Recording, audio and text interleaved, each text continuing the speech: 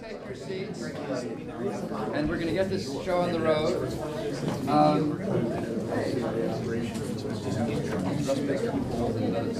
All right, I'm going to ask you if you would like to be on a mailing list about this very important issue. Please put your name and email on this sheet, because the important thing about this is to gain momentum. All right. Since the media are not covering this, as you know, I'm going to ask you to use your pen, if that's okay. All right. Now, the second order of business, as I said on the flyer, the first 40 people will get, thanks to Allegra, a free copy, and it turns out a signed copy of Jonathan's book. He's not going to be speaking, he's going to be signing the whole time. He'll be speaking. Don't worry. So just be sure you get a sticker. It looks like we're not going to make 40. And I was very optimistic about this. I know we better be very careful about what we distribute. So if anyone did not get a sticker, I'll give you one. And this entitles you to the book.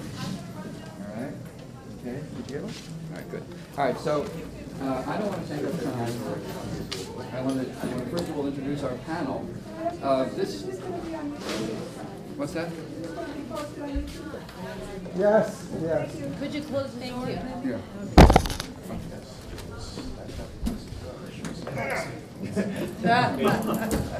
Something stuck in there. No, it was paper at the top.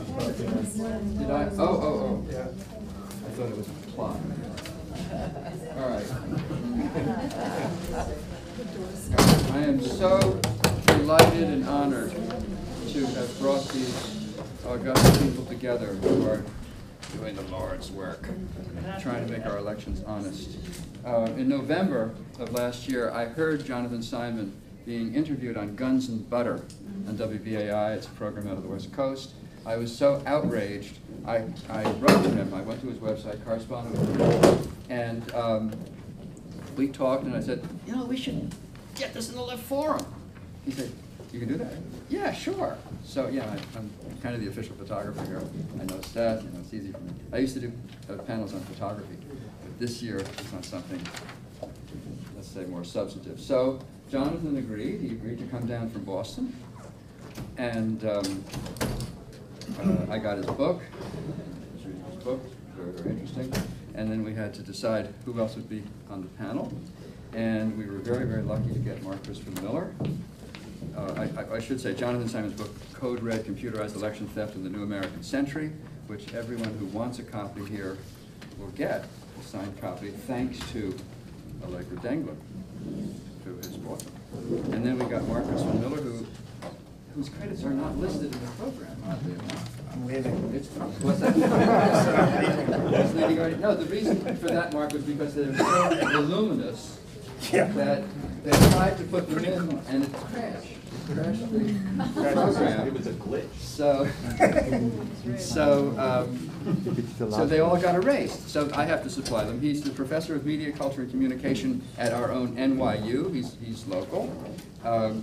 He wrote Cruel and Unusual Bush-Cheney's New World Order, Fooled Again, The Real Case for Election Reform. He edited Loser Take All, Election Fraud and the Subversion of Democracy, 2000-2008. And when I went to the Strand to look for his books, I found the collection of cartoons, which is... Yes. Oh, yeah, I forget the name of it. Oh, it's two of W.'s neologisms put together, and it's a history of the Bush administration in cartoons that he compiled, and it's fucking brilliant. It's bedside reading, if you want to feel good. Anyway, then we have Bob Fitrakis, whose name was suggested to me at a meeting of the Progressive Democrats of America last January, and I contacted him in Ohio, where he has been extremely active, and he's a known quantity on this issue, and he flew out here from Ohio, so we're very glad to have him. And he actually can stay the whole time. He did have a 7 o'clock flight that's been postponed to 9 o'clock. Then we have Victoria Collier, who, to my knowledge, has credit for the only article published on this issue in the mainstream, more or less mainstream, paper press as opposed to online, which was her November 2012 article in Harper's Magazine cover story on computerized vote theft. And Victoria, whose father and uncle were, late father and late uncle, were very, very active in on this issue, lives in San Miguel de Allende, Mexico. And we have her thanks to the generosity of a man very much identified, who self-identified with this issue by the name of Don Schmall. Oh. You know him? Okay, who unfortunately died. He died in April, and so this we're dedicating this panel to him, this meeting to him. Don Schmall could not be here today; he had another appointment. So we have Victoria, and last but certainly not least, we have Allegra Dengler, who is the chair of Citizens for Voting Integrity in New York State, and is extremely active in Westchester County on this. And I'm just so delighted to have such a powerful panel. So with that, I guess we can just start. Okay, 17, and someone's going to be waving about a 2-minute warning. I'll do something. Okay, good. Are we ready? Yeah, go.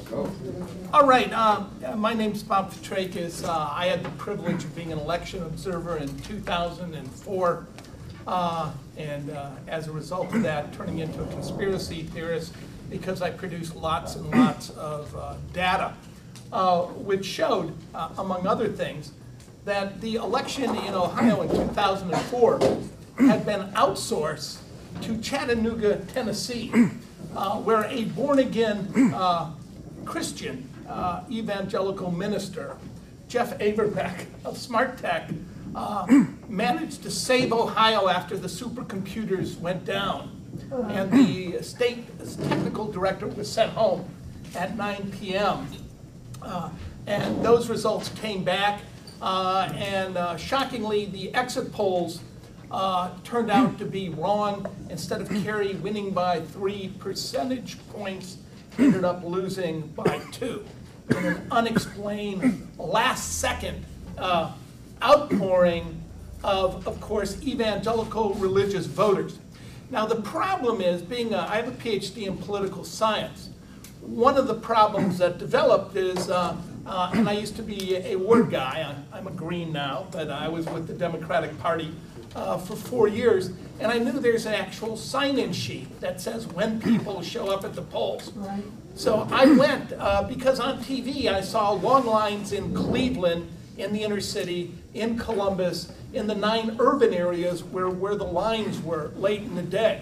So I went down to places like Miami, Ohio, and other areas, and actually pulled their list and found there was virtually nobody that was voting late in the day. I did manage to get Miami County to admit that when at 3 in the morning, with 100% of the vote reporting, the 18,000 votes that came in by computer, 10,000 plus for George W. Bush, was in fact an unexplained anomaly and computer glitch. They officially admitted that, and I give them much credit. It was a Republican county. They mainly admitted it because they wanted to prove me wrong. So they actually pulled out all their old chips and data, stuck it in, and said, there was 2 machines, ES and S machines. Each of them had precincts 1 through 6 on both of them. Interestingly, when you took the thumb drives out of the counting machines and put them into the central tabulator, a 7th precinct mysteriously developed, which looked like it was based on an algorithm with a percentage of the vote similar to the turnout of the other 6. So, and they've admitted to this. There's a long paper that he did with Ron Bayman, a statistician, and a guy from the Naval Academy from MIT. So you can read 17 pages. Now remember, officially, there's not a single bit of evidence. I'm quoting here J. Kenneth Blackwell. It's not a single bit of evidence that shows any wrongdoing. He's correct. There are hundreds of thousands of bits of information everywhere admitted to under oath. So here's my thesis. That which was done covertly during the Cold War and known before the Church Committee as benign operations, very special term. A benign operation is anything but a bloody coup. It's election rigging. Our government admitted to rigging 5,000 or so local elections, internationally, state elections, nation-state elections. So the assumption, when you look, it appears, you know, we were doing this stuff, I mean, it's on tape. When Aquino ran against Marcos, right? Richard Lugar intervened. It was on tape. It was played on public television. Remember, they stopped the elections and brought in mainframe tapes to put in the new election results. And Reagan wanted Lugar to go along with it. Richard Lugar, more than anyone in the U.S., helped bring democracy to the Philippines by simply saying they're rigging the elections using computers. Now, what we found in 1988, you can look this up, our first use of the electronic voting machine, these are Danaher machines, formerly Shooptronics, but they rebranded it because Ransom Shoop had been convicted twice of election tampering in Philadelphia. So they became Danaher machines without paper trails. And you may recall this one. Bob Dole is winning by 8 percentage points in the last polls prior to the election. George Herbert Walker Bush, the former CIA director, gets 9% of the vote lead, a 17-point unexplained shift. The first time the push and pray faith-based voting machines are used. The man who brought them in, John Sununu, brought those machines in. Who later ends up at the White House as chief of staff. So how does the Washington Post explain this unprecedented 17-point shift, unanticipated grassroots support that nobody's seen? Now, I'm briefly going to go into some of the new stuff. If you want to hear any more about Ohio, you know, I have a book. I'm willing to talk about it during the Q&A. But here's where we're going, and I think this is very important to get out. In 2011, the commission appointed by Obama, President Obama, decided that the future of voting, it's getting too costly to maintain these poorly manufactured machines that are breaking down. So we should be voting by mobile devices, our phones, and through the internet. That is the official position of the commission put forward by Obama. Now, when you want to know who leads in that area, the company that monopolizes, for the most part, that area is Scytl. How many have heard of Scytl? Right? Scytl is based in Barcelona. Scytl, S-C-Y-T-L. Scytl, and they get very upset when you call them Skittle. It's Scytl, S-C-Y-T-L. Right. So Scytl is based in Barcelona, comes out of the Free University.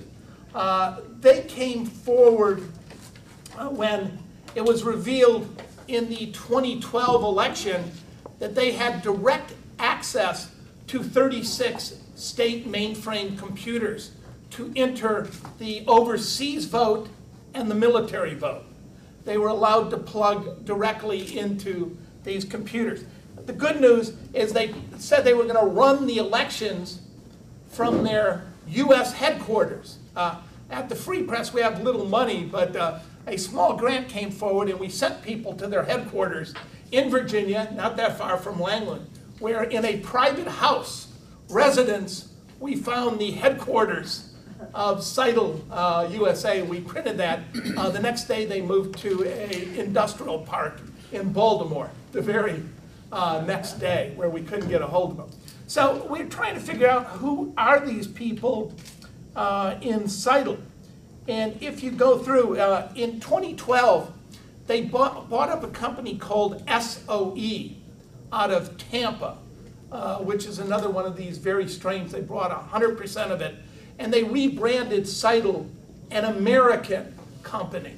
But if we look at Seidel, you find what's interesting is that SOE, and I'm quoting from SOE's own language, SOE Solutions includes electronic ballot delivery.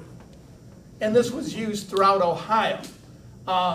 Various ballot delivery types had been created in 2004 on the computer that no one could really account for.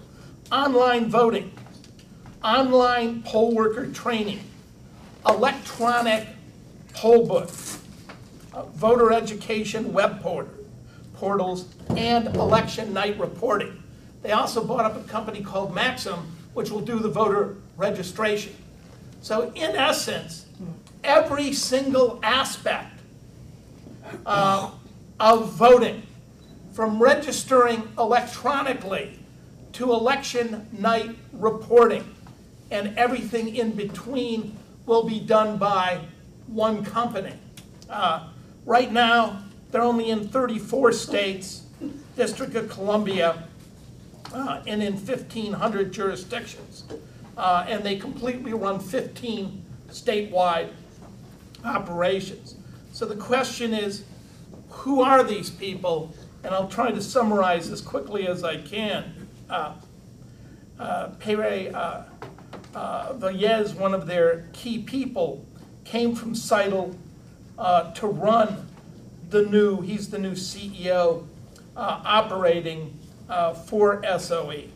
But when you look, you find things like Boulderton Capital, a not entirely spin-off of Benchmark Capital, for example.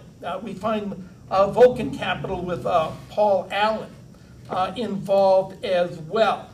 And when you analyze which companies own what, we find that Boulderton, Les was a Boulderton vice president, and he'd worked at GlobalNet, a telecom provider. He also was brought in to sell Titan L3.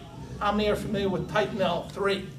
Right, Tacky and Titan L3, these are the people that made a ton of money off torture interrogation, right? They're the ones that drew up the big cartoons. And if you drove a taxi in New York for 6 months, you were totally qualified as a Shia deterrent to translate for your hated Sunni neighbor, who would then admit under your interpretation that yes, he planned to kill Americans and he was a terrorist. So this is one of the companies that ends up involved where these people come from. Could you spell the name of that company, please? Yeah, Titan L3. Titan L3. They also showed up, shockingly, on the board of Antioch College just prior to a $5 million accounting mistake was made with our oldest peace college in America, and it had to be shut down. So, yeah, it was a very interesting process when you trace these board members as they go from Titan L3 to the board of America's leading peace college. So, just a few other things that we need to look at. The Seidel began with noting the ownership by NADA. Now NADA, which is one of the controlling interests in Seidel, is famous for owning Carrier IQ, right? I mean, here is the perfect cell phone spy weapon.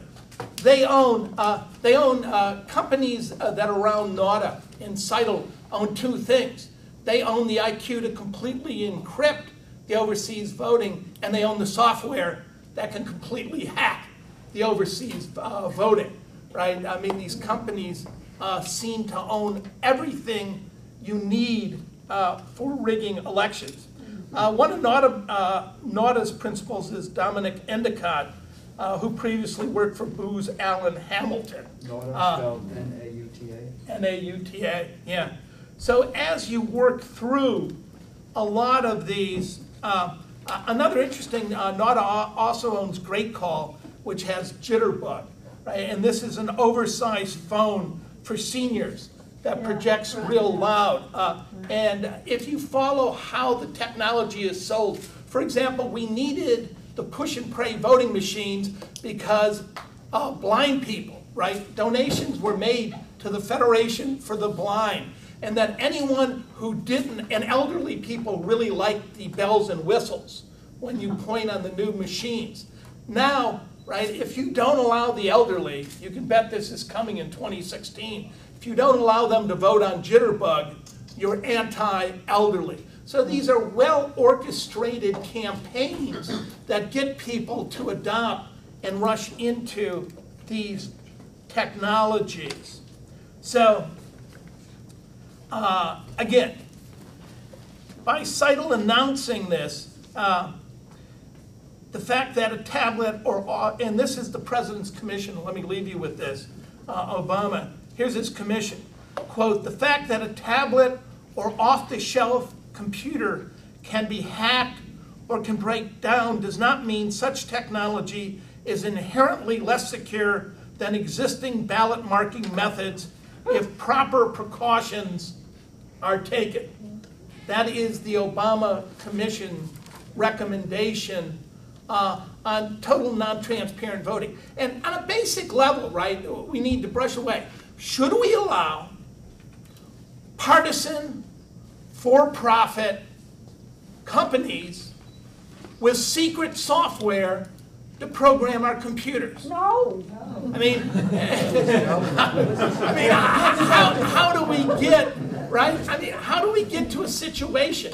I mean, in Ohio, Triad, a hardcore right-to-life family, the Rapp family, owns the maintenance of virtually all computers in the state of Ohio and the electronic phone book. When they're not busy conducting elections, they're busy fighting the war and the death of the babies and the preborn, right? I mean, that's what they do. They were caught rigging the recount in Hocking County. It's in a congressional report from John Conyers. Yet they keep getting more contracts and more contracts. How is that? So that's where I start with. 80% is still owned by ES&S, which absorbed Diebold, which was in Ohio, and at least Wally Odell was honest when he wrote that letter saying, I plan to deliver Ohio's electoral votes. That's right. In 2004. Thank you.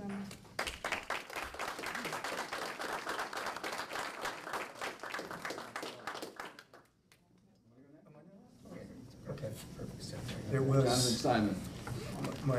my stump speech standard introduction. It was a dark and stormy night. We'll take it from there because it is. There's so many places to begin trying to shed some light on the big picture here. I guess one of them is that democracy doesn't stand on its own 2 feet independently without any help. But most of us were born into an age where that illusion was part of our education, was part of our upbringing. We were given a democracy, we were born into it, we take it as a given, and believe that it's self-sustaining. And history shows us that that's not the case. History shows us that, first of all, there haven't been that many democracies, and there haven't been many democracies that were even as good as ours. I mean, Athenian democracy was 5% of the populace was given the benefits of democracy. So it's a rare thing. It's rare that it survives for 200 years, and it's likely that it begins to get fairly sclerotic and arthritic with that much passage of time, in spite of the fact that we honor the Founding Fathers and the Constitution and the Declaration of People's Hope in our schools and in our civics classes. But it needs our help. It very badly needs our help. And it especially needs the help of people who have visions and dreams to turn around what's happening today, and visions and dreams that are happening in all the rooms in the left forum here for a more just and a more equitable world, a world that respects the environment, a world that respects personal choice, et cetera, et cetera. They're not here, you are, so I can't scold you. I wish I could raise my voice loud enough to scold them, because in a sense they all need to be here, and or watch the YouTube or do something to bring awareness to those who have dreams of a world that goes in a different direction from where it's going now, to bring awareness that elections matter, and that the vote counting process therefore matters and is part and parcel of everything that they are working for and hoping for. And unfortunately, the consciousness is at a very, very low level, even among otherwise very astute people who are very dedicated and working very hard. So that's my first point, is democracy really needs us to step up. We can anticipate that there will be forces and continue to be forces that want anything but a democracy, that want control, that want dominion, that want to protect us in ways that involve increasing amounts of power and profit for the protectors. And we're facing that. Karl Rove came right out and said it, just like Hitler put all his goals in Mein Kampf for all to read, and people read it and kind of shrugged. Karl Rove came out and said, look, my goal is perpetual rule, a permanent dynasty. And don't look now, but we're basically there. That's right. This horse, this locomotive left the station a long time ago. It's going to be hard to get it back. We're in bad shape. And Code Red, which we're giving, the book that I wrote recently, will take you through a lot of the gory forensic details, right up through the 2014 election, which looks in many ways to be the most egregiously rigged of all the elections. Yeah. And it's put us in a place where recovering political balance, let alone political dominance, is a very, very, very difficult. There are many, many obstacles and tremendous inertias, among which are things like gerrymandering and Citizens United and big money. But we believe, based on the forensics that we've adduced, that you could take all those overt methods of tilting the table, gerrymandering, big money, voter suppression, vote Wednesday robocalls to the houses of your opponent's supporters when the election is Tuesday. They've done that. And one of the questions we have to ask is there a bright line? Is there an ethical bright line between investing in vote Wednesday robocalls to make sure your opponents don't go to the polls on Tuesday, they show up on Wednesday and everybody's in school? Ooh, missed by that much. Is there a bright ethical line between that and just simply rigging the memory cards? And I don't think so. We live in an age where I think that the line is, okay. What the hell is that? Sound like I said something wrong. It's getting too impassioned there. Yeah. So, flash mob, okay. So, we're in an age where footballs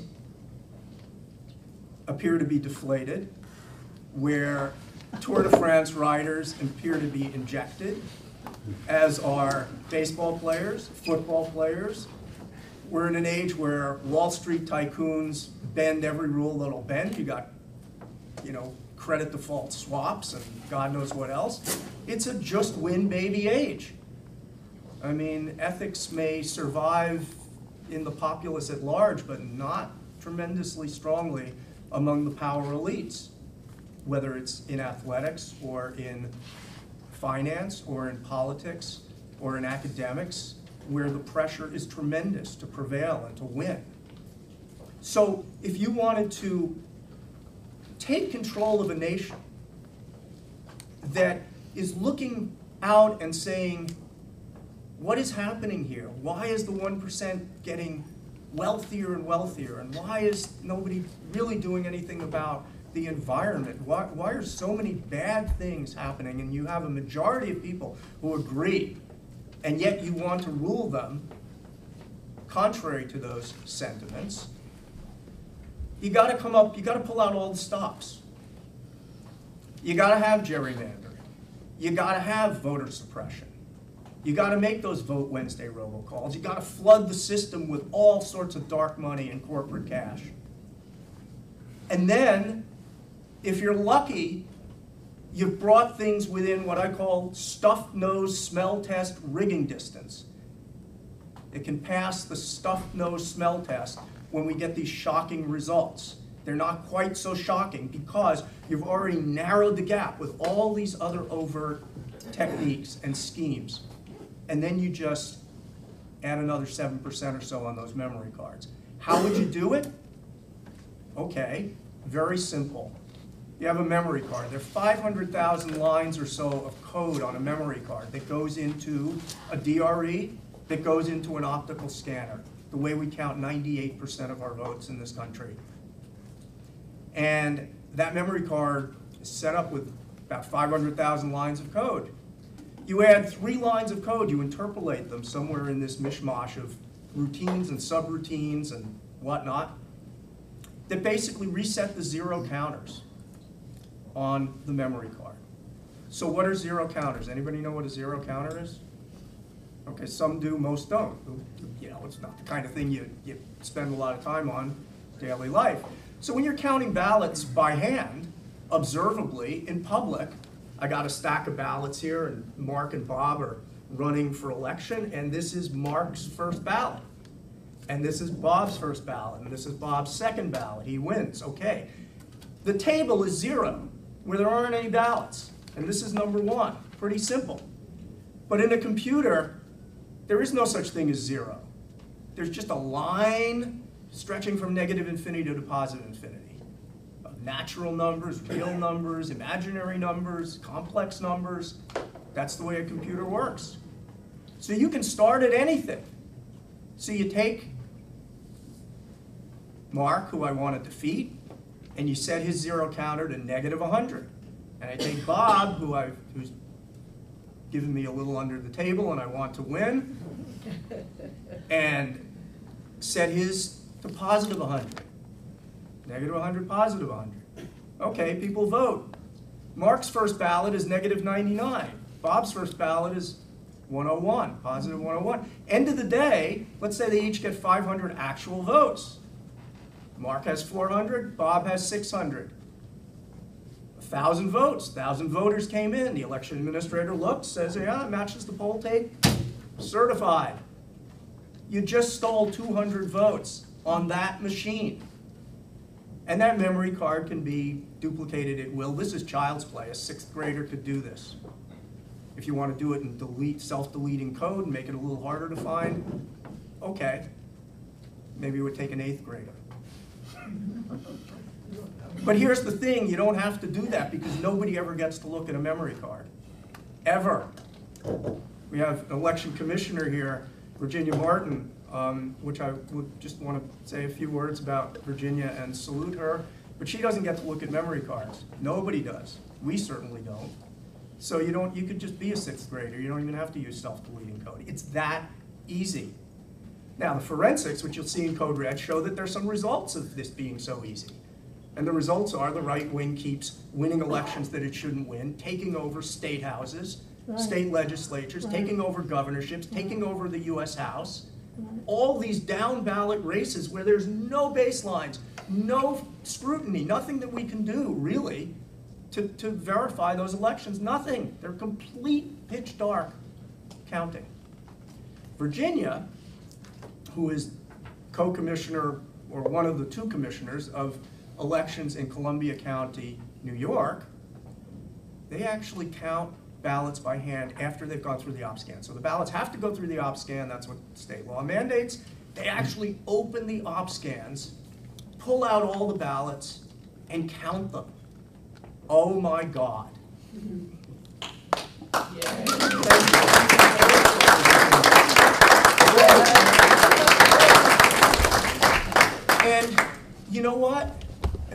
my knowledge, and it's pretty encyclopedic in this era, she is the only person in this country. They are the only place where this happens.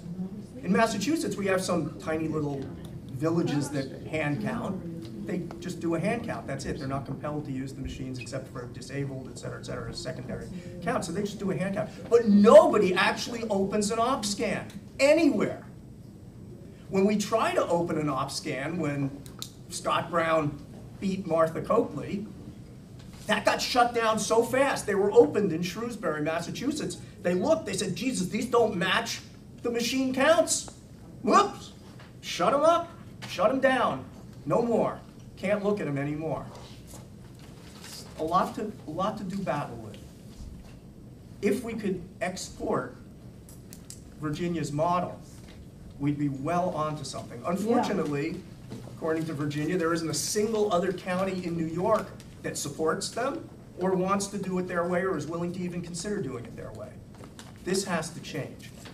Only way it's going to change, is with an awful lot of public pressure.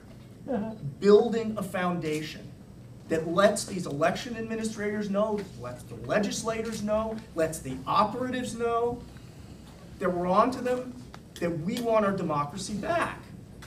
And that, not only that, we're willing to work for it. We're willing to be deputized as counters and observers. I think it's the least we can do. We got this democracy handed to us. People died for it. People are still dying for it, or going to jail for it, or being exiled for it, or being accused of treason for it. But the vast, vast majority of us, out to the 6th decimal place, basically regarded as something received. Maybe not you who are in this room, but probably many of your friends and colleagues. They need to paradigm shift. Recognize that democracy, we clamor for the rights, but it comes with duties. And one of those duties is to be available to count votes. It's not that hard. They do it in Columbia County. If you do it in Columbia County, you could do it in Manhattan County. There are more voters, but there are more people to count. It's proportional. This is not hard. It's eminently doable. We need the foundation of public awareness. In this, we get no help whatsoever from the media. None, zero. Of course not. We get articles like this well-written piece by Elizabeth Drew recently in the New York Review of Books that is, the title has escaped me, but it's basically the dangers of our elections, of our election system. Watch out, here comes 2016, and watch out. And what are the dangers? Voting restrictions, redistricting, gerrymandering, and large amounts of money. And she goes on brilliantly to elucidate and elaborate on all those dangers. Not a word, not a letter, not a syllable about the counting process. A very smart woman writing for a very smart publication. Completely vacant when it comes to what should be the most obvious thing that you want to play. It's the hole in the bottom of the bucket. You can keep pouring water into that bucket all you want. It's going to be dry because there's a hole in it. You got to plug the hole. Nothing. Zippo. Nada. We have to do this. This comes from us. Greg Palast isn't here, but usually when he speaks, he holds up his book, he promotes his book. He wants people to buy his book, and I'm always aghast at that. It's like, oh, it's so self-promoting. I'm going to channel Greg Palast.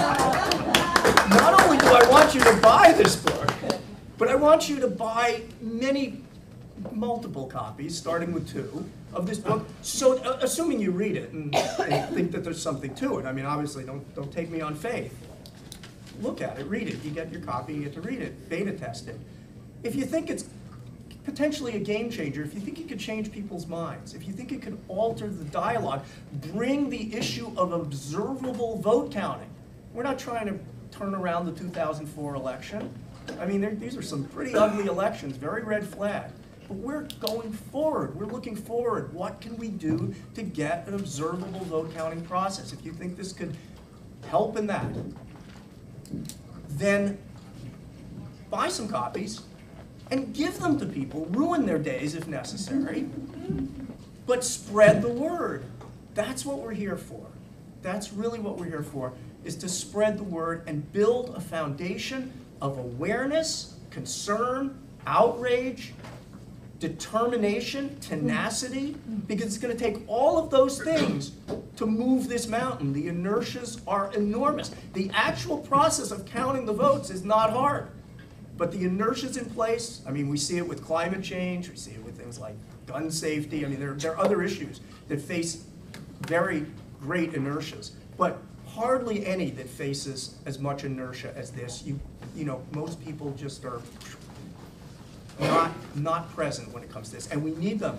And we need them to be able to assemble. And we need people whose goals are being manifest here in the left forum to link together, to come together, recognize that this is part of the realization of their goals. It may be the least sexy part.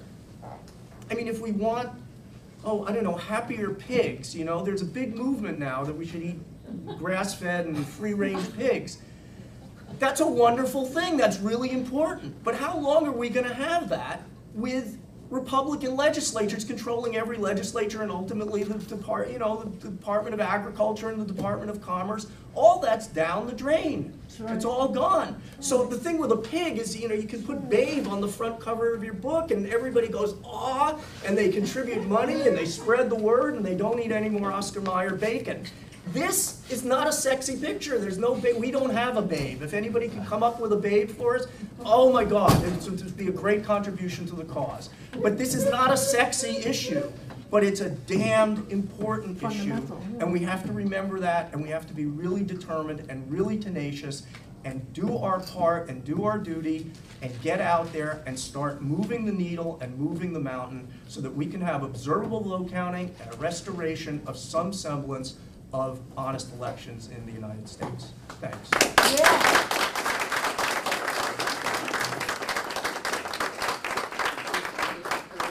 Is this the current issue of the New York Review?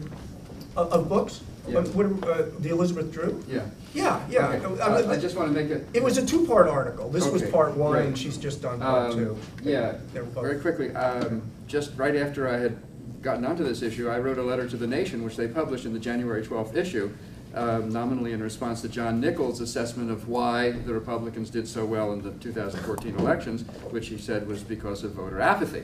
Right. And I said, John, you know, Low please look at this. turnout, And yeah. I mentioned Jonathan's book, and Jonathan was amazed that they printed this letter. So I would say, Jonathan, now's the time to write to the New York Review with a substantial letter, not just a little thing like my 50 whatever it was words. I mean, oh, please, that's brilliant, and give me another 30 seconds to elaborate on that, because I forgot. I have not the most organized mind in the world. One of the things we want as an action step, really need, is a search and response team, preferably led and guided by people who are very savvy about social media and the media in general. What we want is when an article like this comes out, that it gets triggered. Somebody does the Google search, you know, the search words and all that stuff. This comes up. They read it, they say, whoa, what a load of crap, right? You know, it's all brilliantly written, but they've left out the issue of the counting process. Send out a blast of emails with a bunch of talking points, not a templated letter, because those are not very effective, but a brief series of talking points and a charge to send those letters to the New York Review of Books, or send those letters to MSNBC, or whatever other outlet this kind of thing appears in, and make those points so that they are flooded by some truth, some perspective on this kind of stuff. Because when they don't hear from us, they think nobody cares. so be sure to get on the sign-up sheet. Okay, we will have a Where is it? a core Is it group. going around? The sign-up sheet, where is it? Okay, over there, all right. Keep signing if you need more space. Great, thanks. Let's move on. Mark, you want to go next? Yes, I do. I'm They're walking really. across. You can't. Mark? No, it's not a microphone. It's for the video. I mean, it is a microphone. But Yeah, it's the video microphone, it's not an amplifier. exactly. But it makes me feel like you can hear me better anyway. Okay. Don't lower your voice because you're talking to the microphone. That's true. Anyway, I'm thrilled to be here. Thank you for setting this up, Joel. And I'm, honored to be with people I respect so much and have been through so much with. I think that Jonathan is absolutely right. The key here is to break through to the larger public. I suspect everybody in the room here is already fairly sophisticated on the problems of the issue, but I want to talk to you as if you include people who aren't sophisticated on the issue. I differ with Jonathan in one sense. I think he's being too easy on the media when he says that they have not helped us. I think that the media has done its level best to prevent a general public understanding of the seriousness of this issue.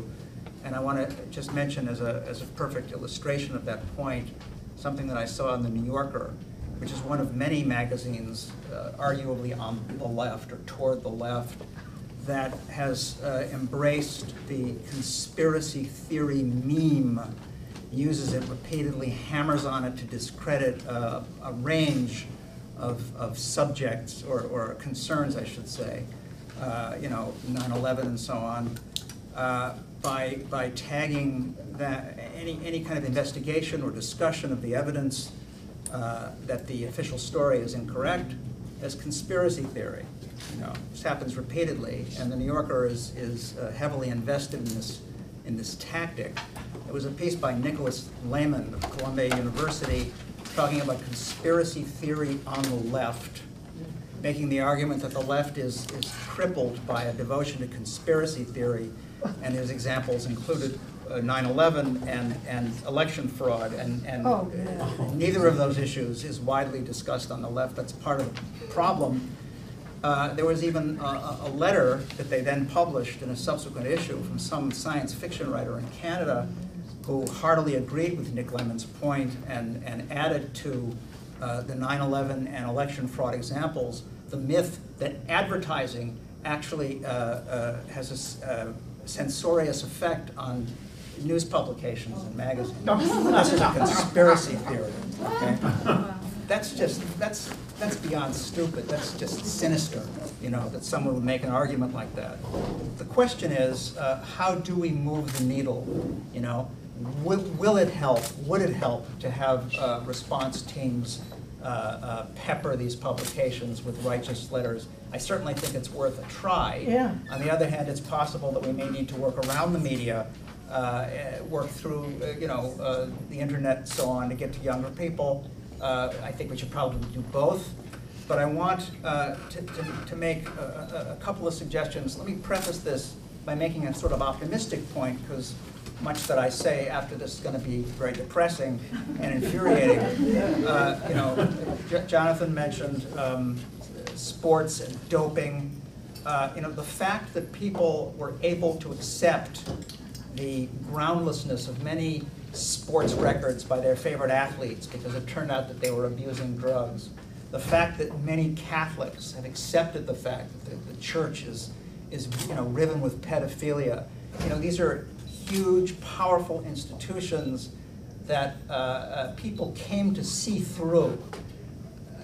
That tells me that it is, possible for people to see through the whole mythology of American democracy, and even come to see through the claims that George W. Bush was elected twice. When there's no evidence that he was elected either time.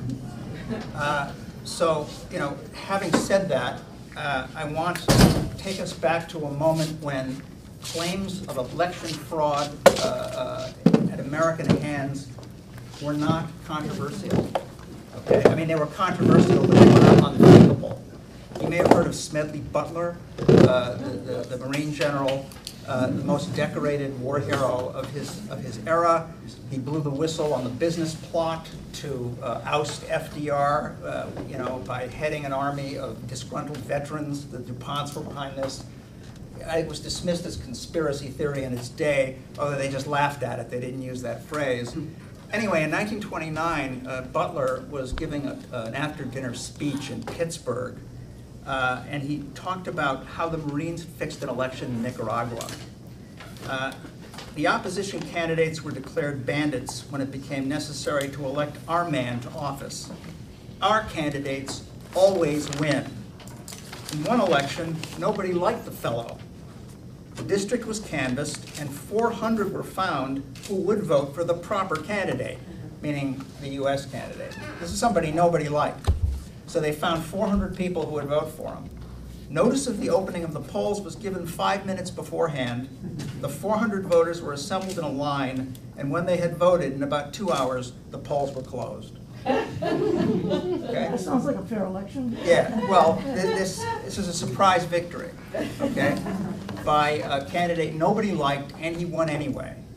And I think what's telling and sort of exciting about the story is that even though it infuriated the military and the White House and so on, because there was a lot of anti-imperialist sentiment in 1929 and so on, and U.S. Caribbean policy was very controversial, was being heavily criticized, but by and large, the press response nationwide to what Butler had said was very favorable to him. People were calling for investigations. They were, insisting that he not be censured for what he'd said. Okay, let's compare that response to a revelation of the illegitimacy of a surprise victory. Granted, it was in Nicaragua, it wasn't here. But let's compare that to what we see in this country. We have now been subjected to the news of so many startling, dramatic, upset victories by the right that I can't even remember them all. Okay? I am a great believer in connecting the dots. I think that one way to break through to a larger public, certainly to young people, is to connect a lot of dots that don't get connected. To marshal all the evidence and put it all together and show that, time after time after time after time the same thing happens. It is statistically impossible. Let's just start with some recent news that probably startled and perturbed everybody in the room. May 8th of this year. I'm quoting from U.S. News and World Report. The pollsters were 90 to 100% sure that yesterday's general election in Britain would result in a hung parliament, with no one party winning a majority of the House of Commons' 650 seats. The pollsters were wrong. Quote, "It's an astonishing victory that no one predicted," says Jonathan Tonge, a professor of politics at the University of Liverpool. March 18th, Reuters. With nearly all votes counted, Netanyahu's Likud had won 29 or 30 seats in the 120-member Knesset, comfortably defeating the center-left Zionist Union opposition on 24 seats. The result was a dramatic and unexpected victory for Netanyahu. The last opinion polls 4 days before the vote had shown Likud trailing the Zionist Union by 4 seats. Okay? Scotland, right? The vote on independence. A few days before the vote, opinion polls showed the nationalists with a slight lead over the pro-UK no voters under the Better Together umbrella. Right before the vote, an Ipsos Mori poll said the vote would be 53 to 47% in favor of no. Too close to call. I don't think that's too close. No. 6 points, right? In the actual total vote across Scotland, yes lost by a wider margin than predicted, 55.3% to 44.7%. This is an article in Business Insider, and the headline is, "We now know how small and, I'm paraphrasing, but how small and eccentric and insignificant the independence movement really was." Because the assumption there is, of course, that the vote is completely accurate, right? Now, Mexico, we've seen dramatic upset victories in 2000, 2006, and 2012. These are examples from abroad. Suggests that the American disease has been spreading. But we've seen this kind of thing time and time and time again. I have a whole lot of examples. I'm going to skip them because it tells the same story repeatedly, and I'm going to simply jump to the latest election, which saw a spate of startling, inexplicable victories by the right in state after state after state, in an election which also saw the successful passage of a broad range of progressive referenda. Right. Right? Right. How does that work? Okay, the Washington Times. Larry Hogan pulls off election night shocker to be new governor of Maryland. Yeah. He's all about cutting taxes, and this is in a Democratic state. Paul LePage of Maine. Now this is from Public Policy Polling, October 24th, 2014. It's like a week or so before Election Day. Paul LePage continues to be one of the most unpopular governors in the country. Yeah. Only 43% of voters have a favorable opinion of him to 53% who have a negative one. His numbers among independents are particularly low, with only 34% seeing him favorably to 60% who have an unfavorable opinion. Seriously? Okay. Anyway, he won. We approach the speed of light, time. I know, I'm okay. Well, all right, let me, No, do I it. beg your indulgence, okay? well- I've made my point. I simply want to make the following indulge. general observations on some of the disastrous consequences of this. And it has everything to do with the failure of the left to engage this issue. Absolutely. Okay? Now, what this has done, aside from saddle us, burden us, threaten us with extremely repressive, neo-fascistic governments in state after state after state, most notably Wisconsin, where there have now been 4 elections stolen by the Scott Walker team, and still John Nichols insists on saying we need more money to get out the vote more effectively next time. That's like a definition of mental illness. You just keep doing the same thing over and over again and expect a different result this next time, when there is copious evidence that those elections were actually stolen. Okay, this isn't just a theory. Well, what this has done to us, aside from, as I say, stick us with these dangerous governments that are imposing all these really deleterious policies, Right. it has also given us a warped understanding of who we are as a people, okay? And it has given people all over the world a Right. warped understanding of who Americans are. Now, I was going to read you a heartbreaking passage from this book by Jürgen Totenhofer, a German jurist who went down and interviewed the insurgents in Iraq in around 2005, okay? And he talks to one guy who's devoted himself to making explosive devices to kill as many American troops as possible. He interviews him, and this guy notes through gritted teeth how infuriating it was to him and his comrades when the American people re-elected George Bush despite what he had done. Okay? This means that the delusion that I'm talking about Right. has had really homicidal effects on our fellow citizens who are being kicked off more devotedly by Iraqis who rightly believe that the American people deserve this because they would re-elect this guy who wasn't even elected in the first place. That's right. Okay? But because it's a conspiracy theory to talk about this, we're not allowed to think it. Okay? Now, the left has been complicit in this process, I argue, by refusing to address even the possibility that these elections have been stolen, despite the overwhelming statistical and other evidence. They are complicit in this process. They are complicit every time they talk about the need to get out the vote more effectively, every time they talk only about certain things like redistricting, voter registration restrictions, all those sort of anterior steps that are used, as Jonathan says, to shrink the size of the electorate sufficiently, then to go and steal the right number of votes through computers. They are all complicit in this. Also complicit are those who are arguing that exit polls are not reliable. Okay? Nate Silver of the New York Times, the beloved liberal statistics reporter, wrote a piece just a few days ago in which he said, well, clearly these polls are inaccurate, they're untrustworthy. The idea that exit polls, which are the most accurate of the opinion polls, are somehow not reliable, means that the only actual, the only measure of public opinion that we can trust is voting results, okay? which is a preposterous, only in America do we regard exit polls as having no protective function. In America, we regard the exit polls as being a valuable source of demographic information.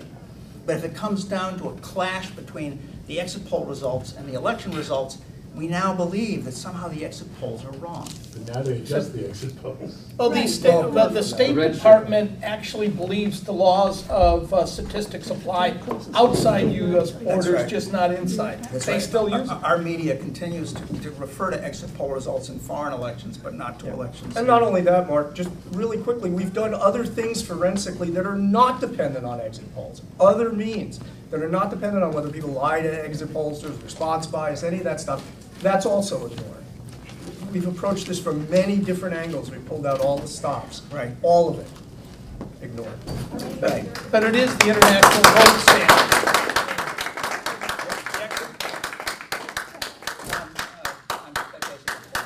You'll all talk again during the question period. I just want to mention one thing. You mentioned the Mexican election, the Obrador Calderon election. I corresponded with Greg Grandin after he had an op-ed. I said, I hear I had another. Oh, it was James Galbraith's article which mentioned that Rove was Calderon's consultant.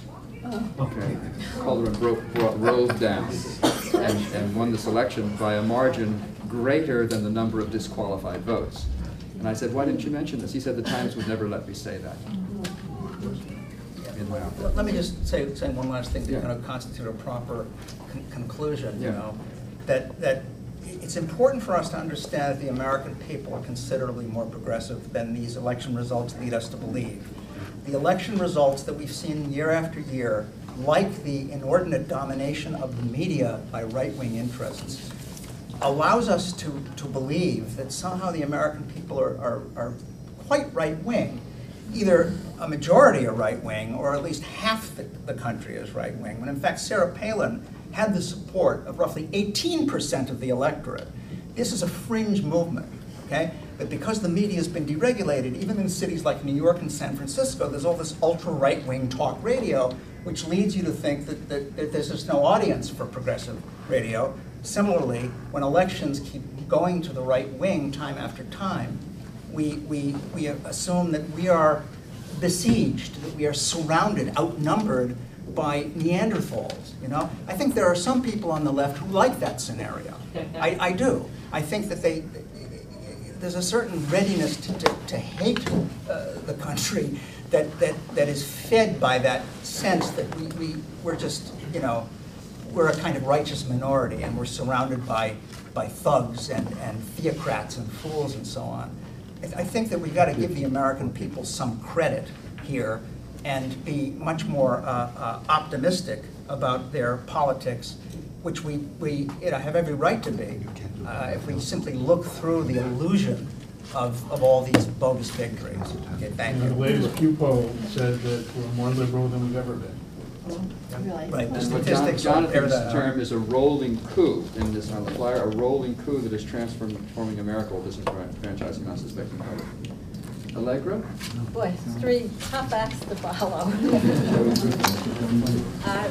First of all, I'd just like to say thank you to all of the people here who I know are have been on the front lines and doing so many things that have been suggested here. We have 2 election commissioners that I know of, maybe more.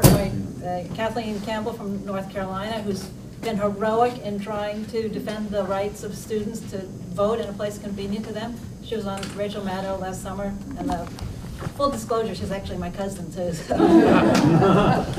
And Virginia Martin, that I think Jonathan mentioned earlier, who is our hero in New York State, Columbia County, Kent County paper ballot.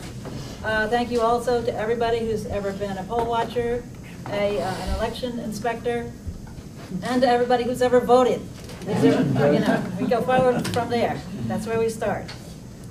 This turns out to be a really timely panel because, especially here in New York, I'm going to speak mostly to New York, because most people here are New Yorkers, and also it scales to the rest of the country. The other 50 states can do whatever New York does if we do it right. New York, like all states, is facing a voting technology crisis, and crisis is the Chinese character for opportunity. The national, where our voting machines, our voting machines are all on their last legs. We have, from now till the next 5 years, they have to be replaced. They're not like our old lever machines, which lasted 100 years and counting. These are computers, and they go obsolete in a short period of time. The National Conference of State Legislatures is going to meet next weekend in Santa Fe, and they have actually released a report already. These are the state legislators. The states really run the elections. About election technology, 9 things legislatures may want to know. And I thought this was, and the number 1 thing, they thought that legislators, the election commissioners, election people would be concerned about voter ID, early voting, mail-in voting. They thought they'd be concerned about that. But the number 1 thing they were concerned about was, and what makes, the question was asked, what makes you lose sleep at night? They said, our equipment is aging and we aren't sure we'll have workable equipment for our citizens to vote on beyond 2016. So this is a current crisis of election technology, so it's our opportunity. Another interesting thing is, we've got 2 great election commissioners here. We've got, and they're not the enemy. They understand what's going on. A lot of them are highly motivated. Our state legislators, a lot of them are highly motivated. And this, we need to get this report to them. They are also knowledgeable and concerned. Voting equipment is aging, soon need to be replaced. If the feds won't pay for new equipment, who will? So I think, and then going down, it's hardware, software is a topic. If the topic is elections technology, and not just the voting machines, we've got the poll books, we've got everything now is computerized. Internet voting is coming up. Number 10, it says, if the software is elections technology, the question is it secure? These are the state legislators. This is their conference next weekend. They're talking about this. And they say, point number 8, internet voting is not secure yet, say most experts. And yet pressure is building to try internet voting. So that's the climate. I think it's time. I'm glad to see so many people here. We can make, I'm hoping this panel is a new start for an organizational effort within New York State to have a citizen's presence as these decisions are made by our State Board of Elections. Just by way of history, some of you here were involved in it. When HAVA was passed and we had to get new voting machines to begin with, we had to get rid of our old levers. What were we going to get? New York, being New York, was the last state in the union to actually adopt HAVA, but that's New York. Early on, the voting machine vendors in the halls of Albany, they ran into one of our assemblywomen, Sandy Gale, and said to her, don't even try. New York is a touchscreen state. The vendors have decided New York is a touchscreen state, so that's what we're going to get. So a statewide organization grew up. Teresa Hummel was very important on that effort. The League of Women Voters. I was a representative of the Election Reform Task Force of the Sierra Club. Lots of grassroots organizations from around the country. And we changed the equation. And I think we can do that now if we can revive a similar organization.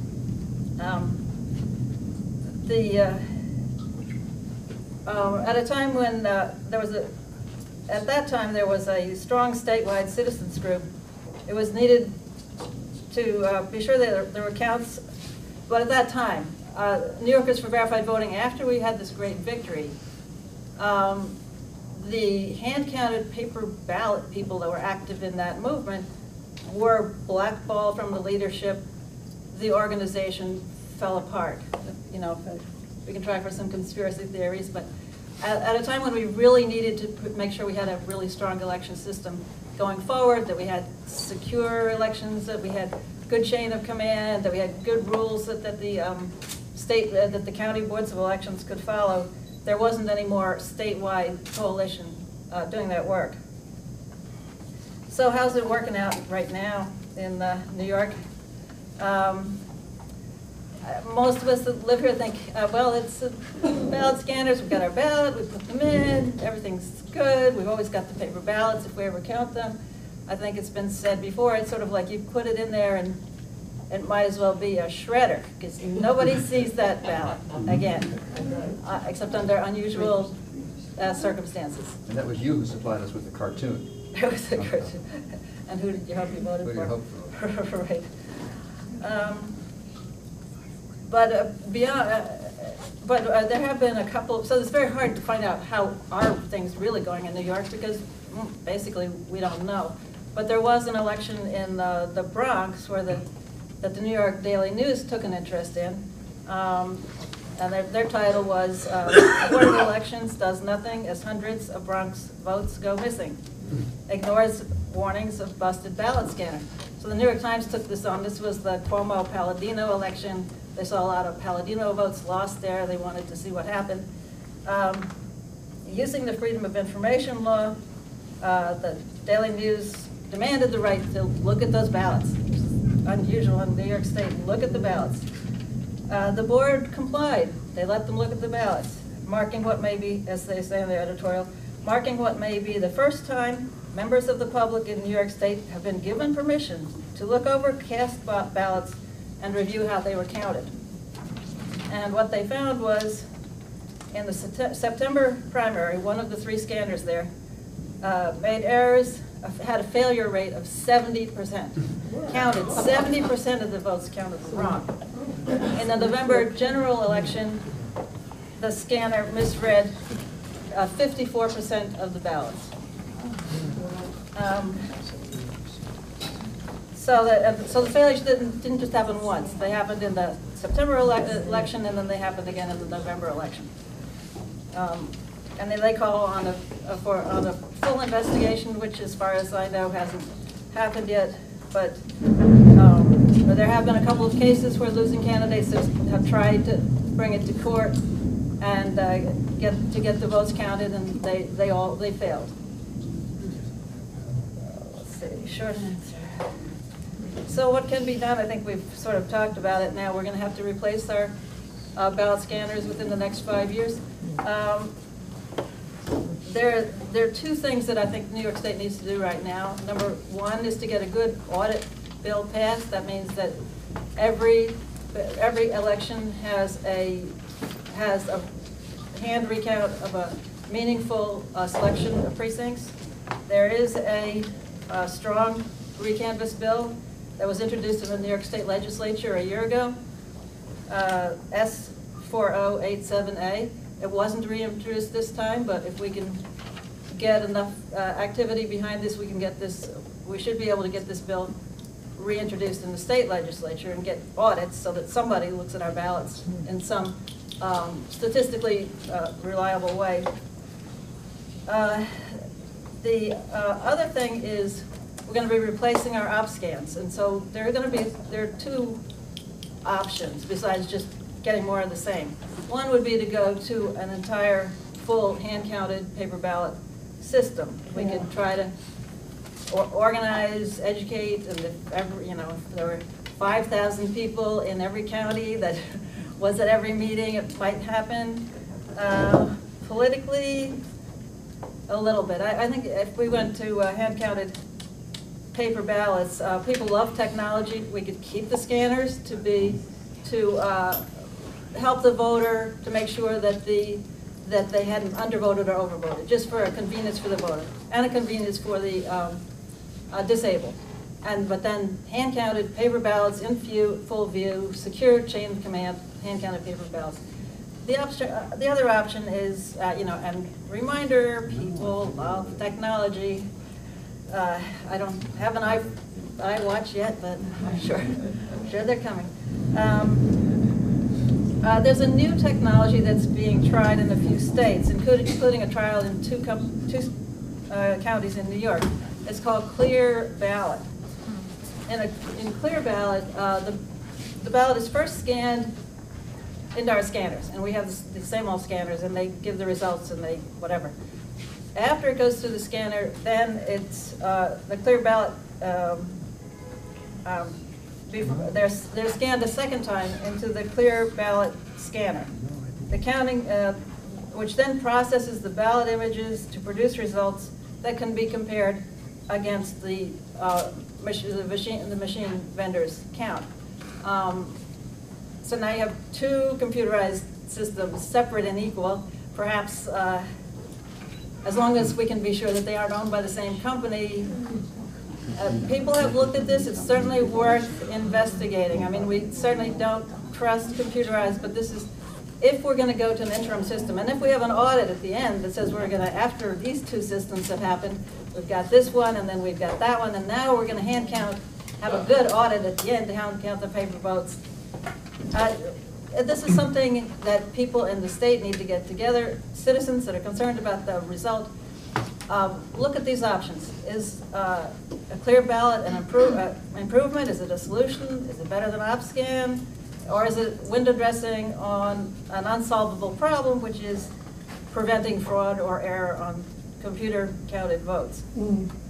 So it's an important juncture for New York. Will things get better or worse? It depends on us, right?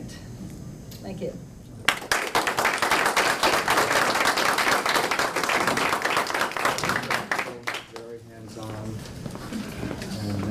Hi, everyone. Hello.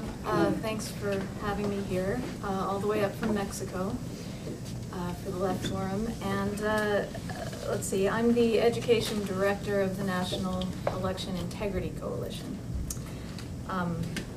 But my background really is actually in sustainable agriculture.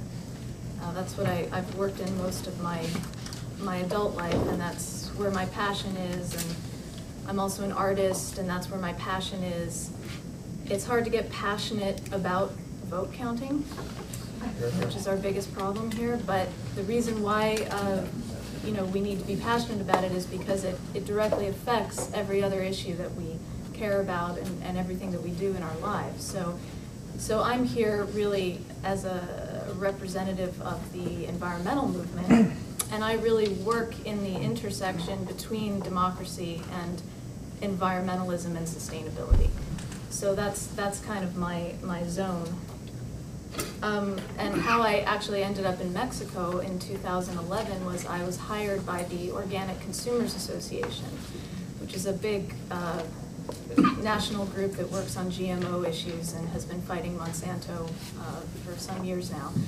And they're very interested also in the intersect between democracy and sustainability and the organics movement. And I was hired to work on a campaign with them to actually build awareness of the need to get involved in democratic reform in order to affect sustainability issues. And just at that time, I moved down to Mexico. That's where actually they have offices as well, where they work with the Latin American anti-GMO movement. And actually, Mexico just banned Monsanto. So I went down to the beautiful town of San Miguel de Allende, and just at that time, 2012, I received a request, a commission from Harper's Magazine to write a cover story on how the elections of 2012 may be stolen. So that's this article that did come out in 2012. It took me 6 months to research and write this. 7,000 words. The original article was 16,000 words and didn't really cover half the story. So multiple books, of course, have already been written on this, and this is a good overview. It's a good beginning course for people, so I suggest you can share it online. How to Steal an Election, you can look it up and share it online. So anyone you want to educate, it's a good first step. What was not in the Harper's piece, however, was my personal story and why I was even asked to do the Harper's piece. My background actually is a unique story that goes all the way back to 1970. My father and uncle, James and Kenneth Collier were the very first people to begin investigating how our elections are stolen, particularly using computers by insiders. And this is their book. Everyone can do shameless self-promotion. Vote Scam, The Stealing of America. Could you please not talk? Thank you. So I did not include my personal story in the Harper's piece. I thought it was not appropriate. It wasn't about self-promotion for us. However, it's missing from the tale of how we lost control of our electoral system in the United States.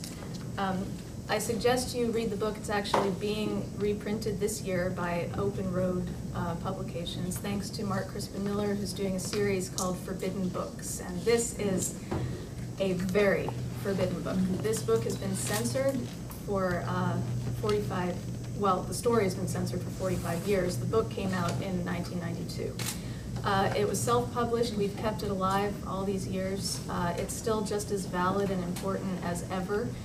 In fact, some of the major players in this book are still operating, like Antonin Scalia and various other criminals in office. So, to give you a very quick idea of what this story is about, in 1970, my father and uncle formed a campaign. My uncle ran for Congress in Dade County, Miami, in Florida, in 1970, against Claude Pepper, who was known as the father of Social Security. So he was the entrenched Democratic incumbent. They ran a very radical, progressive grassroots campaign. In the primary, on election night, they were watching, as we all do, the results come in on television. So it's the networks who would report the results. That's the only way we ever knew who won. Their vote totals jumped to 31%. And it was, they did not expect to win, but that was good. 31% is not bad for a couple of quite radical progressives. Then the news anchor came on and said, the courthouse computer has broken down. Oh, wow. We're not going to be giving you any more actual vote results for the rest of the night. We'll be giving you our projections. When the numbers came back on the screen, their vote total was 16%. What happened to the 31%? And they didn't rise for the rest of the night, no more votes.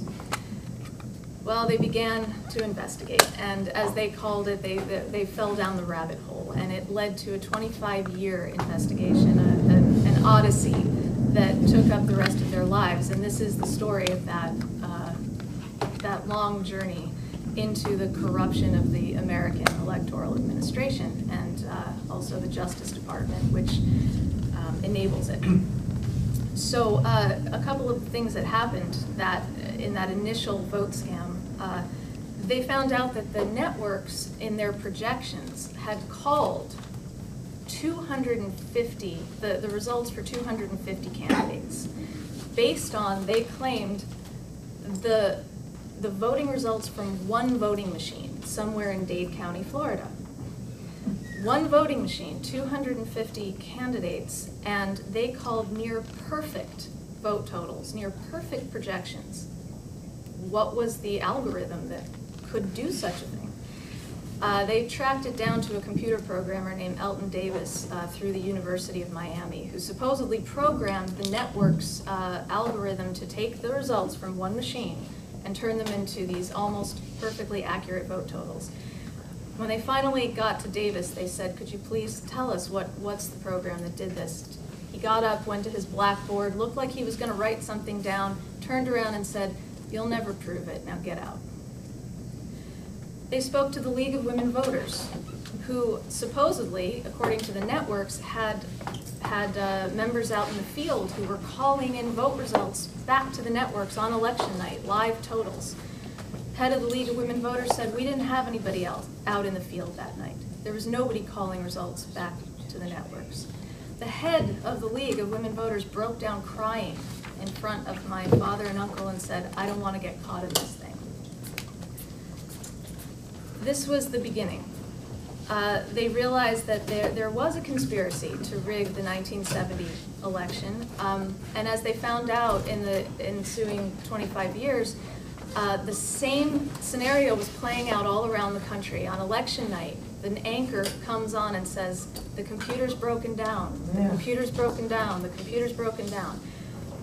The networks were involved with this. And when my father and uncle discovered that there was a consortium of all of the major news networks that had formed quite secretly into a pool that has changed its name 3 or 4 times now. At the time it was called News Election Services.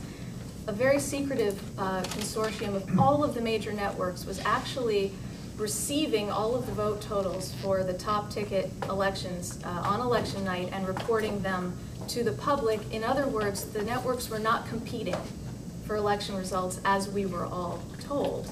First with the best and all of that. Not true. They were getting all their results from News Election Services. Whose News Election Services?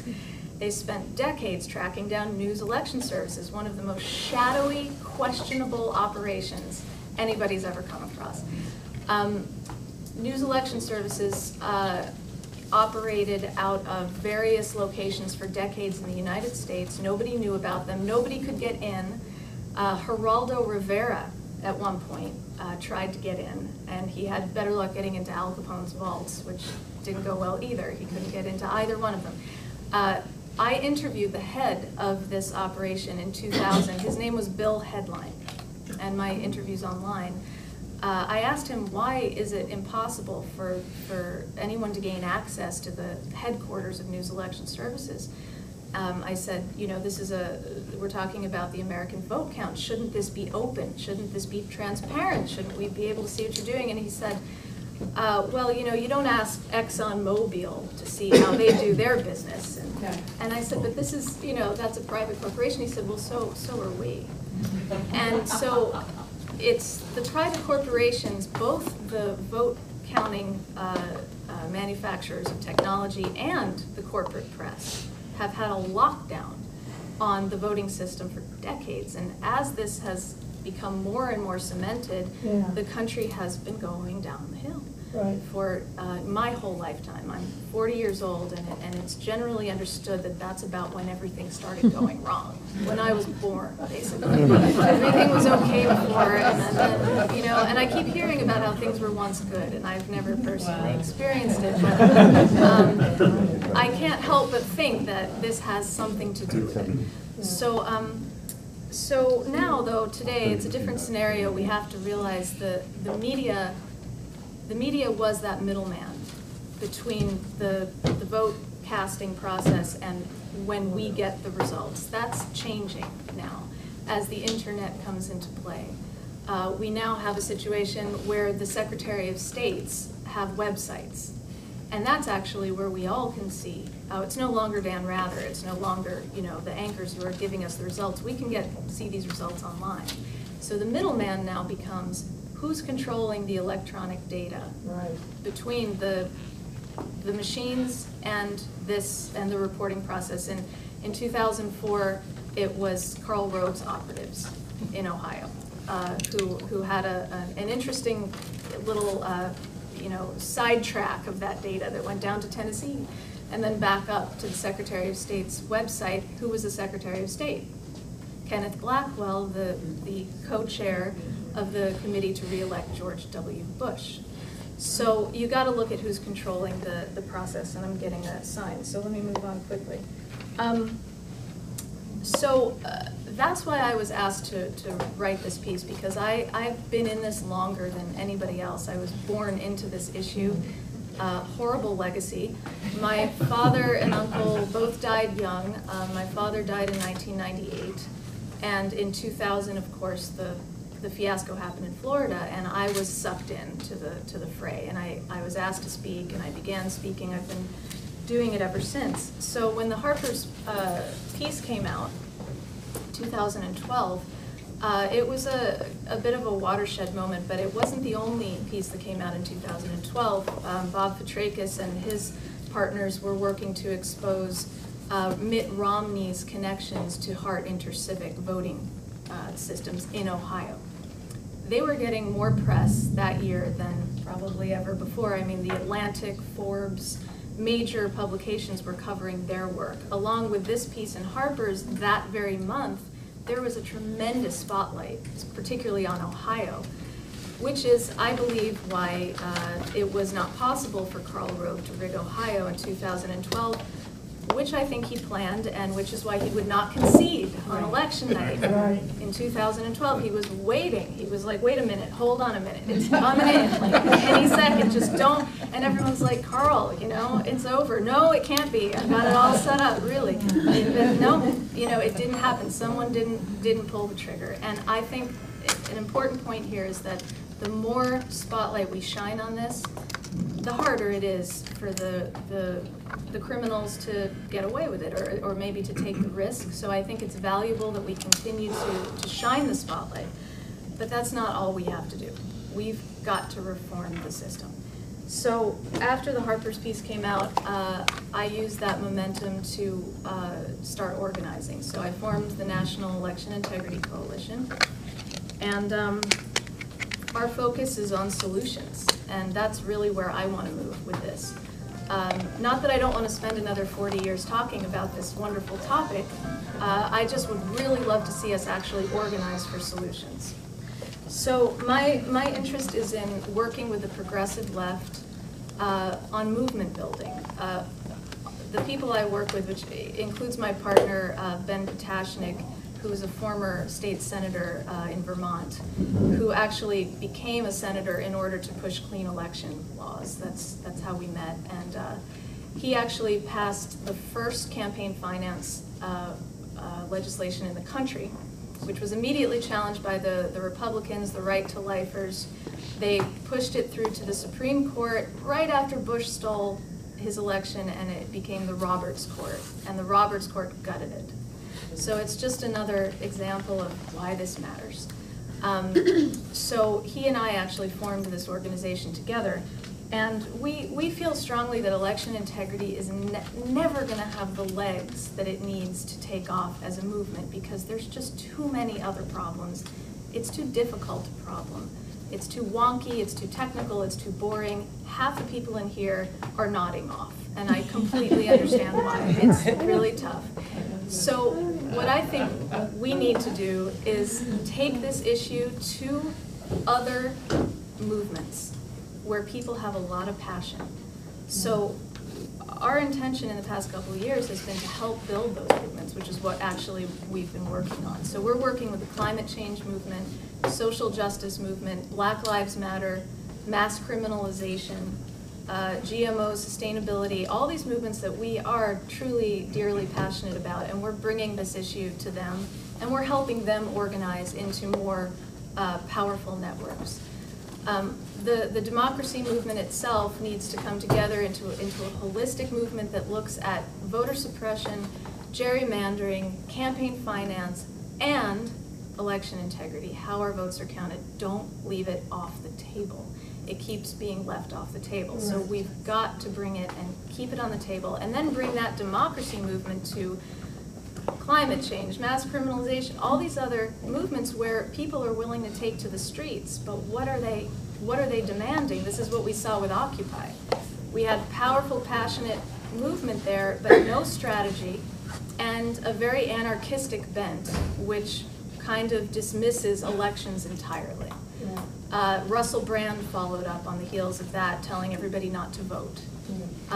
Speaking to that same movement. So I'm trying to speak to the younger generations and push back on that and say, you know, the answer is not to turn away from the system. The answer is truly to understand that one of the major reasons why all of the powerful people's movements of the 60s, the 50s, 60s, and 70s went south is that our elections actually have been slowly but surely co-opted and taken over by interests who are very much opposed to the people's movements, including within the Democratic Party. That's what happened to my father and uncle. How do we know? In the primaries, forget about the Democrats and the Republicans, let's think about Democratic primaries. We need progressive candidates. We need far more progressive candidates running in primaries, but can we assure that they're going to get a fair vote? No. We don't know. We can't assure that at all. So if somebody got 31%, they're much more likely to run again than if they got 16%. It's very important to know whether they win or not, just what kind of support they have. We've got to have transparency in our vote counting process. So I say let's bring this issue to the progressives, help everybody organize on all progressive issues. Don't silo off into all these different issue areas and say my issue is more important than your issue. All our issues matter, and all of them have the underpinning of democracy and our ability to vote and our right to have our vote counted. So it's a right to know issue, just like GMOs are a right to know issue. We want to know what's in our food. We want to know how our votes are counted. We have that right. There's a lot of ways we can frame this for the progressive movement that will appeal to that thinking. We have the slow food movement. Why can't we have slow democracy? Why do we have to have election results in 2 seconds? You know, it's not sustainable. What is sustainable democracy? We talk about sustainable agriculture. Well, what does it take to sustain democracy? Another thing we talk about in the progressive world is appropriate technology. What technology is appropriate for what uses? Well, let's talk about that for our elections. What is appropriate technology? Paper ballots and pencils are technology. They're just very rudimentary technology, but they work. Is it appropriate to override that with smartphone voting? No, it isn't.